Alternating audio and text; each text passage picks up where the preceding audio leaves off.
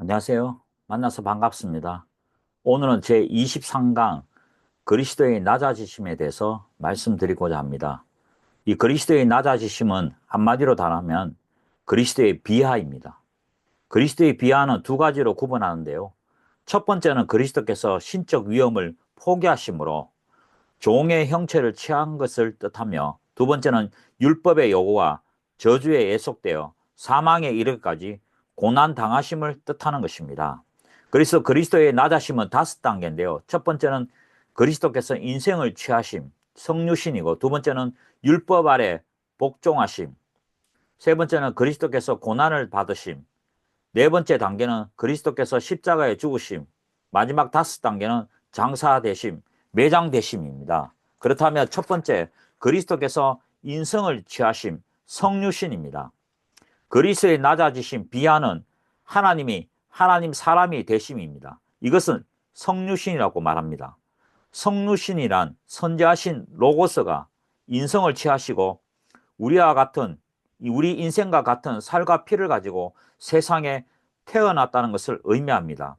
하나님이 사람 되신 것은 하나님이 사람으로 변화된 것이 아니라 사람의 몸을 취한 것입니다.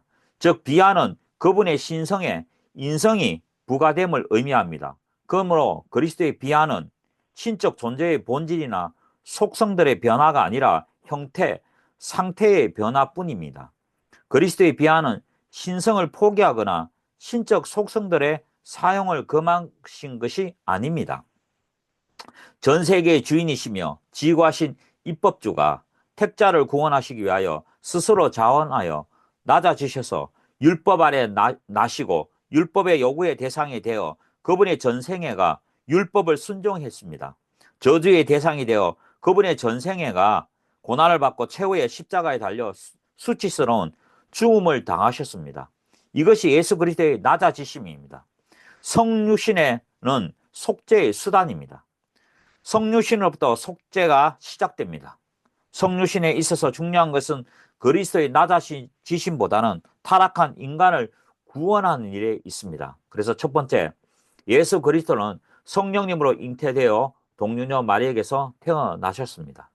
그분은 무죄함과 거룩함으로 잉태되고 태어나신 것입니다.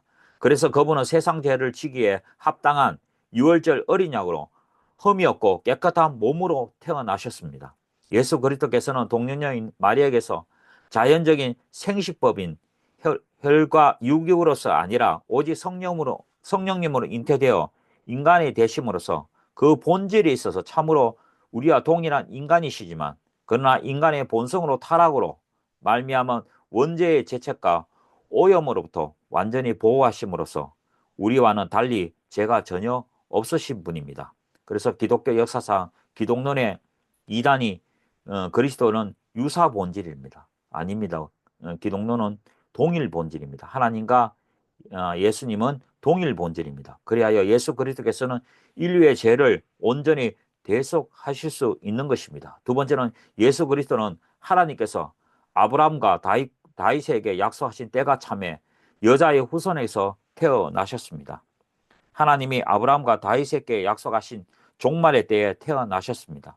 예수님이 여자의 몸에서 태어나심으로, 때가 차서 태어나심으로 하나님이 첫 아담에게 말씀하신 사단의 머리를 상해야 할 자가 태어난 것입니다. 새 역사의 시대가 열린 것입니다. 그리고 우리의 발 아래서 사단이 속히 패하게 되는 것입니다. 세 번째는 예수 그리스도는 아브라함과 다윗에게 하나님의 약속한 언약의 성취로 태어나셨습니다. 여러 선지자를 통하여 수없이 예언하였고 하나님이 이스라엘 백성들을 오래도록 기다린 구주 그리스도가 태어나셨습니다. 그래서 그분은 이스라엘의 소망이 되었고 위로가 되었습니다. 네 번째는 예수 그리스도의 태어나심은 하나님의 영원한 말씀이 육신을 입고 우리 가운데 성전으로 거하신 사건입니다. 예수 그리스도는 육신을 취하신 말씀이시요 육신을 취하신 하나님이시요 우리 가운데 세워진 성막 곧 영광과 은혜와 진리가 충만한 성전이십니다. 다섯 번째는 예수 그리스도는 이름 없는 동정녀 마리아에게서 베들레헴의 한 마옥간에서 낳고 천한 목수의 아들로 태어나셨습니다. 그분이 이렇게 태어나심은 섬김을 받는 신분이 아니라 섬기는 종의 신분으로 이 땅에 오신 것이요 하나님과 동등됨을 주장하는 대신 율법의 저주 아래서 태어나신 것입니다. 두 번째 단계는 율법 아래 복종하십니다. 예수 그리스도의 낮아심의 두 번째 단계는 율법 안에 복종하십니다. 율법 아래 복종하심으로 율법의 수여자, 제정자, 법 위에 계신 분이 사람이 되심으로 그 법에 자신을 복종시키며 계명들을 완전하게 지키는 것이 그분의 의무였습니다. 예수 그리스도는 인간처럼 종의 신분을 취하고 스스로 율법을 준행하셨습니다. 그분의 복종은 속죄 언약에 기초한 자원적 복종이며 율법의 순종도 자원적이며 능동적 행위입니다. 중보자 예수님의 복종은 또한 죄인들을 대시한 대리적 복종으로 택한 백성들에게 영생을 주시기 위함입니다. 세 번째 단계는 고난을 받으심입니다. 첫 번째는 대리적 고난입니다. 예수 그리스도의 고난은 죄인들을 위한 대리적 고난이었습니다. 죄 없으신 예수 그리스도께서 고난을 받으신 이유가 무엇입니까? 예수 그리스도께서 받으신 고난은 죄인들의 형벌을 대신하여 받으신 고난입니다. 사람들이 범죄함으로써 그 형벌도 사람이 받아야 함과 같이 그리스도께서는 죄인들의 형벌 대신 담당하였습니다. 우주의 대주인이신 그리스도께서 종의 신분을 취하시고 우리의 죄를 짊어지시고 우리 대신 고난을 받으셨습니다. 그래서 고린도후서 5장 21절에서는 하나님의 죄를 알지도 못하신 자로 우리를 대신하여 죄를 삼으신 것, 죄를 알지 못하신 자는 죄 없는 자를 가리킵니다. 죄 없으신 자가 세상의 죄, 사람들의 죄를 대신 담당하셨습니다. 그리고 자신의 성취하신 의를 모든 믿는 자에게 전가시켜 의인으로 삼으셨습니다. 그리스도의 죽으심은 단순한 자연사가 아닙니다. 자연사는 전 인류의 죄로 인한 형벌입니다. 우리가 시험을 받고 고난을 받는 것은 우리 죄 때문이요. 예수 그리스도께서 받으신 고난은 우리의 죄를 대신하여 받으신 고난입니다. 그분이 진정한 하나님의 어린 양이 되시어 우리의 질고를 대신 담당하셨습니다. 예수 그리스도의 고난은 우리를 위한 대리적 고난입니다. 두 번째는 전인의 고난입니다. 예수 그리스도께서 받으신 고난은 영혼과 육체를 포함한 전인의 고난이었습니다. 예수 그리스도의 인성은 영혼과 육체로 구성되어 있으므로 그분의 고난은 전인의 고난, 곧 정신과 육체의 고난이었습니다. 그분은 겟세마네 동산에서 고뇌하셨는데 거기서 그분의 영혼은 심히 고민하여 죽게 되었고 또한 그분은 매맞고 채찍질을 당한 후에 십자가에 못 박히셨습니다. 그리스도의 고난은 인성만의 고난이었고 신성의 고난은 아니었단 말은 고난에 있어서 신성은 전혀 관계가 없다는 뜻이 아니라 신성이 인생의 모든 고난을 견디게 하며 죄를 대항하여 싸워 승리하도록 지원했다는 뜻입니다. 세 번째는 전생의 고난입니다. 예수 그리스도께서 받으신 고난은 전생의 장기적인 고난이었습니다. 일시적인 고난이 아닙니다. 예수 그리스도께서 받으신 고난은 이 세상에서 도성 인신하신 때부터 십자가에 운명하실 때까지 전생의 고난이었습니다. 유대 땅 조그만 마을 베들레헴의 말구유에서 탄생하시고 탄생하신 직후 애굽으로 망명하시고 나사렛 목공소에서 노동하시고 로마 제국으로부터 식민지 백성으로 억압당하시고 최후에는 빌라도로부터 고난을 받아 십자가에 참혹하게 운명하기까지는 전 세계가 연속적으로 고난을 당하신 것입니다. 사탄의 계속적이고 반복적인 무참한 공격, 백성의 냉정함과 무감각, 정오와 불신앙, 원수들의 핍박, 고독함의 강압, 죄인 구속을 위한 중대한 사명과 책임감 등으로 인한 정신적, 육체적 고난은 예수 그리스도의 전생의 날들과 시간들에 수를 놓았습니다. 네 번째는 독특한 고난입니다. 예수 그리스도께서 받으신 고난은 죄 없으신 분이 받으신 고난이므로 독특한 고난이라고 부르기도 합니다. 고난의 범위에서 가장 강대하고 고난의 종류에 있어서 가장 다양하고 고난의 정도에 있어서 가장 혹독하였습니다. 그 이유는 온 세상에 택한 백성들의 모든 죄를 짊어지셨기 때문입니다. 그리스도는 거룩, 의, 진실 등 그분의 성품과 속성들에 따라서 그분의 고난은 더욱 참혹하였습니다. 그분의 고난은 참혹하여 참아 볼 수가 없었습니다. 최후 십자가의 고난에 임박하였을 때 예수 그리스도께서 겟세마네 동산에서 더욱 심히 고민하고 슬퍼하고 통곡하시고 눈물을 흘리셨습니다. 마지막으로 말기의 집중적 고난입니다. 주님의 고난은 그분의 말기에 접어들면서 더욱 집중적으로 고난을 당하셨습니다. 성유신에서로부터 시작된 고난이 생애의 종말에 더욱 고난의 가혹도가 점점 증가되어 절정에 이르게 되었습니다. 네 번째 단계는 십자가의 죽으심입니다. 첫 번째는 예수 그리스도께서 십자가에 못 박히심은 하나님의 저주를 받는 것입니다. 그분의 십자가는 못 박힘으로 우리를 위하여 율법의 저주를 받으시고 우리를 속량하신 것입니다. 두 번째는 예수님이 십자가에 못 박히실 때 머리에 가시관을 쓰시고 양손과 발에 못이 박히고 옆구리에는 창에 찔림으로 머리로부터 온몸이 피로 온전히 적셔졌습니다. 뿐만 아니라 채찍에 맞으심으로 온몸에서 피가 터져 흘렸습니다. 이는 그분의 피 흘림으로 그분의 몸인 교회 전체를 깨끗하게 씻어 거룩하게 하신 것입니다. 그러므로 그분이 십자가에 못 박혀 피 흘리신 것은 우리의 죄의 오염과 부패를 씻어내는 것입니다. 세 번째는 예수님의 십자가에 못 박히심은 그분의 치유 사역의 절정입니다. 이는 그분이 채찍에 맞고 십자가에 못 박히심으로 우리가 나음을 입었기 때문입니다. 예수님께서는 각색 병든 자들을 치유하신 것들이 십자가의 사건을 통하여 절정에 이른 것입니다. 이는 그 십자가를 바라보고 믿는 자마다 멸망하지 않고 영생을 얻기 때문입니다. 네 번째는 예수님의 십자가에 못 박히심은 영원한 희생 제사였습니다. 그분의 희생 제사를 통하여 저주를 담당하셨고 그 피 흘림으로 우리의 죄를 씻었으며 그 피로 우리를 사셨습니다. 그래서 우리가 그분의 교회요 거룩한 성전이 된 것입니다. 다섯 번째는 예수님의 십자가에 못 박히심은 하나님의 지혜요 능력이며 또한 그분의 사랑과 공의를 드러내는 사건이었습니다. 그분의 십자가에 못 박히심은 우리를 구원에 이르게 하는 하나님의 지혜요 능력이요 하나님께서 그분의 아들을 십자가에 못 박히게 내어주심으로 자기의 공의를 만족시킴과 동시에 하나님의 사랑을 확정시켰습니다.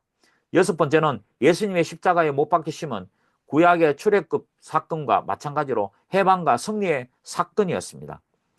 십자가에 예수가 못 박히심으로 그분이 실패하고 사단 마귀가 승리한 것처럼 보였으나 사실 사단의 머리를 상하게 하였습니다. 일곱 번째는 예수님의 십자가에 못 박혀 피 흘리심은 우리에게 제사함을 주시는 새 언약의 정표였습니다. 예수님이 흘리신 피는 제사함을 얻게 하려고 많은 사람을 위하여 흘리신 언약의 피였습니다. 이처럼 피를 흘리심으로 더 좋은 언약, 영원한 언약의 보증이 되었습니다. 여덟 번째는 그리스도께서 십자가에서 우리를 위하여 저주를 받으심으로 말미암아 율법의 저주에서 우리를 속량하실 뿐 아니라 그리스도 예수 안에서 아브라함의 몸이 모든 이방인에게 미치고 또 믿음으로 성령을 받게 하였습니다. 첫째, 예수님의 죽으심은 하나님의 뜻이요 성경에 이미 기록된 것이었습니다. 그분의 죽음은 하나님의 공의와 진리를 요구하는 바요 다른 방법으로는 우리의 죄에 대한 배상이 충동될 수 없기 때문에 절대로 필요한 것입니다. 둘째, 예수님의 죽으심은 하나님의 은혜의 보좌로 나아가는 길입니다. 예수님이 죽었을 때 예루살렘의 성전의 휘장이 한가운데로 찢어졌는데 이는 하나님의 은혜의 보좌로 나아가는 길이 활짝 열린 것을 가리키는 것입니다. 그분이 십자가로 우리를 하나님과 화해하고 화목하게 하심으로 천국행 길이 만드신 것입니다. 셋째로 예수님의 죽으심은 죄에 대하여 단번에 한 번에 죽으신 것입니다. 우리도 예수님과 함께 죄에 대하여 단번에 죽게 된 것입니다. 그러므로 예수님의 십자가의 죽으심은 말미암아 죄인된 우리가 율법의 저주에서 해방되고 죄사함과 죄 씻음을 받아 죄에서 구원되어 의인으로서 변화된 신분을 얻게 되었습니다. 또한 죄에 대하여 죽음으로 마귀를 패배시키고 죄의 종에서 해방시킴으로써 섬기는 주인이 마귀에서 하나님으로 바뀌었고 그리스도 안에서 옛사람은 죽고 새 사람이 되어 변화된 삶을 살게 된 것입니다. 다섯 번째 단계는 그리스도께서 장사되신가 매장되십니다. 이 증거는 예수님이 십자가에 못 박히실 때 현장에서 목도한 마태의 증언입니다. 주님이 부활 성천하신 후에 10년 내에 기록된 마가의 기록입니다. 만약 예수님이 죽으시고 부활하신 게 가짜라면 그 당시에 이것이 가짜라고 소문을 내고 허구라고 증거를 냈을 것입니다. 그러나 그런 증거가 하나도 없고 그렇게 반박한 것이 하나도 없습니다. 사도 바울의 동행자요 의사인 역사가인 누가의 기록도 있습니다. 예수님이 십자가에 달리실 때 끝까지 남아있던 베드로와 함께 부활의 아침 빈 무덤을 보았던 요한의 기록 등은 모두 예수님의 장래에 대하여 매우 상세하게 그리고 분명하게 진술하고 있습니다. 무덤은 죽음을 입증하는 것입니다. 예수 그리스도께서 무덤에 묻힌 것은 그분이 진실로 죽었음을 입증하기 위함입니다. 십자가의 죽음은 사형의 일종이며 매장 허가는 사망이 확인되기 전에는 결코 있을 수 없는 자이기 때문입니다. 빌라도는 예수님의 사망이 확인하였으며 병정들이 창으로 옆구리를 찔러 사망의 사실을 재확인하였습니다. 그래서 첫 번째는 예수님의 죽으심은 죄에 대한 배상이 되었습니다.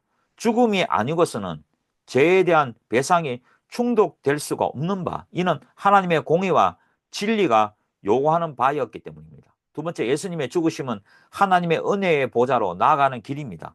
예수님이 죽었을 때 예루살렘 성전의 휘장이 위에서부터 아래까지 한가운데 찢어져 갈라졌는데, 이는 하늘 지성소에 하나님의 은혜의 보좌로 나아가는 길이 활짝 열린 것을 가리키고 있습니다. 세 번째, 예수님께서 죄에 대하여 단번에 죽으심으로 우리도 그분과 함께 죄에 대하여 단번에 죽게 하셨습니다. 우리가 예수님을 믿음으로 그분의 신비한 연합에 이르게 되면 죄에 대하여 단번에 죽음으로 결정적으로 순간적으로 성결케 되고 또 어렵다 칭함을 받는 것입니다. 결론적으로 예수 그리스도의 낮아지심 비하의 5단계입니다. 이것만 기억하시면 좋겠습니다.